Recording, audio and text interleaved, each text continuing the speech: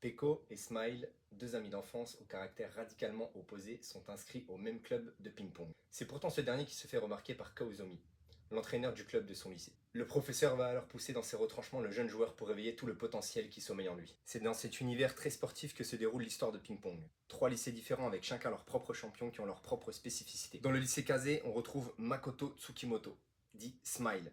Smile joue en ping-pong depuis petit, activité qu'il considère comme un simple passe-temps sans réellement avoir l'air de s'amuser. Son attitude résignée et son impassibilité ont poussé ses camarades d'école à le surnommer Smile, ironiquement car il ne sourit jamais. Son jeu est de style défensif. Yutaka Oshino dit Peko, meilleur ami de Smile, montre un réel enthousiasme pour le ping-pong et veut devenir l'un des plus grands joueurs du monde. Mais ne prend-il pas l'activité trop à la légère? Se soucie-t-il assez de son environnement pour comprendre les fortes motivations des autres?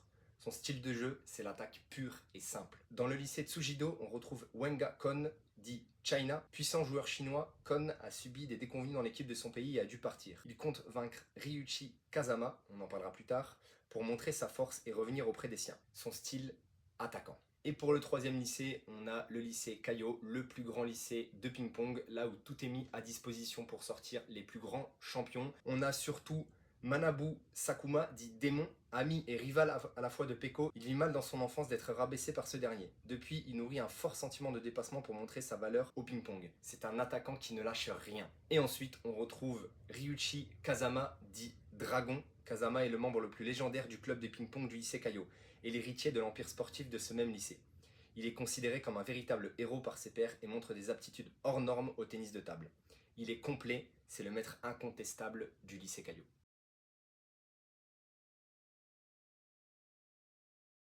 Et oui, aujourd'hui, vous l'avez compris, je vous présente Ping Pong de Taiyo Matsumoto. Tome qui coûte 30 € chacun, donc c'est quand même assez cher, mais l'édition est plutôt cool avec quelques pages couleurs à l'intérieur, un petit liseré pour savoir où on en est. Sinon, il y a la première édition qui est en 5 tomes, mais malheureusement, elle n'est plus du tout disponible, ou alors elle doit être très très chère. Pour revenir donc du coup sur le manga, au-delà d'être un manga très sportif, on retrouve surtout dans le caractère des joueurs, leur aptitude de jeu. Je prends l'exemple un peu de Smile. Smile, voilà, il a un peu la flemme, il n'a pas forcément envie de jouer. Donc qu'est-ce qu'il fait? Il se contente de défendre. Hop, hop, hop, il va défendre tranquillement. Il va laisser le jeu à son adversaire. Et puis voilà, il va juste défendre, mais il va pas faire d'effort. Voilà, il est comme il prend le jeu, donc tranquille, il s'en fout un peu de tout. Il est un peu dans son coin, un peu timide, un peu introverti, il sourit jamais. Et donc ça, on le ressent à travers son jeu.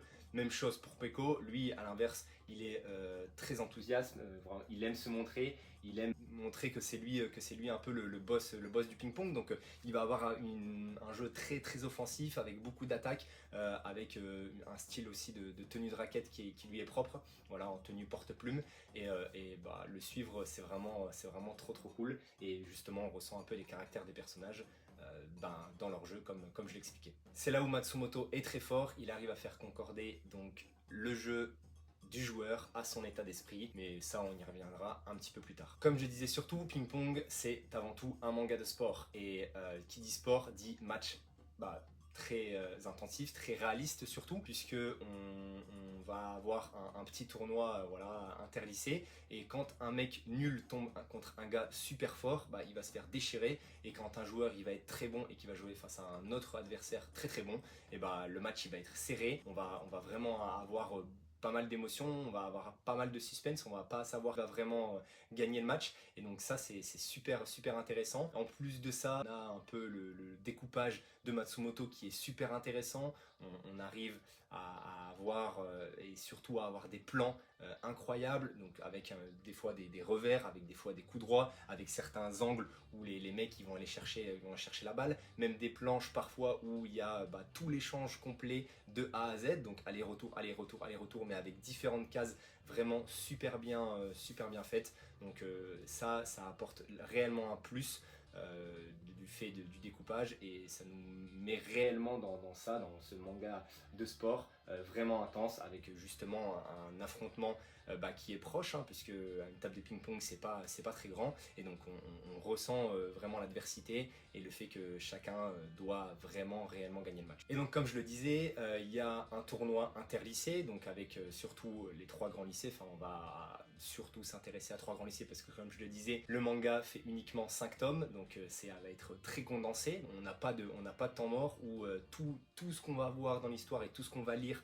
va être super intéressant. Pour revenir sur le premier tournoi interlycée, il va avoir des conséquences par la suite. On va avoir des matchs entre tous les concurrents qui vont en découdre, mais je vous laisse bien sûr découvrir par vous-même quand vous allez lire le manga. Dans le deuxième tournoi interlycée, puisqu'effectivement il y aura 2 tournois interlycés, la série se déroule surtout sur 2 années, les matchs vont être limite encore plus intéressants, puisqu'il y a, on va dire qu'on a déjà eu un premier tournoi, il y a eu des choses qui se sont passées, il y a eu des défaites, il y a eu des victoires pour certains, et il y en a qui vont vouloir potentiellement prendre leur revanche, voilà, essayer de surmonter là où ils se sont fait un peu dépasser. Et donc surtout on va avoir un match de gala, un match extraordinaire, un match incroyable, un match merveilleux où on va passer par toutes les émotions. On va surtout avoir 2 caractères bien différents qui s'affrontent et qui ont une vision complètement différente du ping-pong, voilà. Pareil, je vous laisse un peu découvrir, mais c'est vraiment excellent à suivre comme match.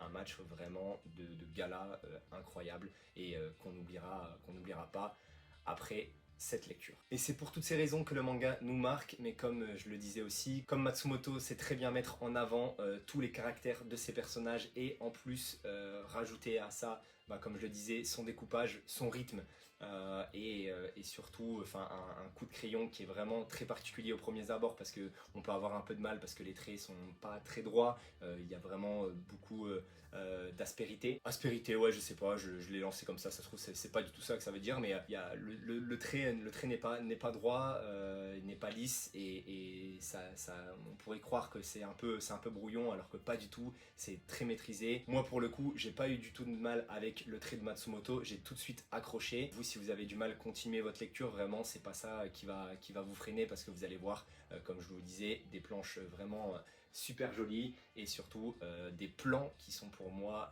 là le point fort du travail de Taiyo Matsumoto, des plans qu'on ne voit pas dans tous les mangas, et ça fait toute la différence. Ping Pong est un manga super réaliste, prenant, qui ne cesse de nous donner du plaisir à travers les différents duels qui sont tous très intéressants les uns des autres. Voilà, moi j'ai adoré Ping Pong, c'est aussi pour ça que vous allez adorer Ping Pong sur l'aspect sportif, mais attention, comme je le disais, Ping Pong c'est pas simplement un manga de sport, il y a autre chose à travers tout ça. Et oui, pour moi, Ping Pong c'est aussi une véritable tranche de vie. Au-delà justement des matchs, et on va suivre et on va surtout avoir un background des personnages très bien fait, même si je vous l'ai dit, c'est court, c'est concis, mais on sait d'où les personnages viennent, on connaît leur passé, on sait pourquoi ils sont là, on sait pourquoi ils agissent chacun de leur façon. À travers justement les matchs, à travers leurs confrontations, il va se passer des changements. Chacun, ils vont changer à leur façon. Des fois, ça va être physique, des fois, ça va être mental,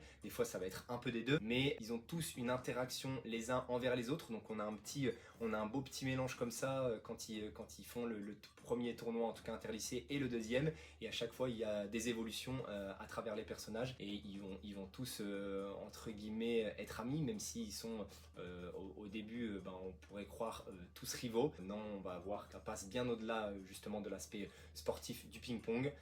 Voilà, et c'est vraiment super bien fait.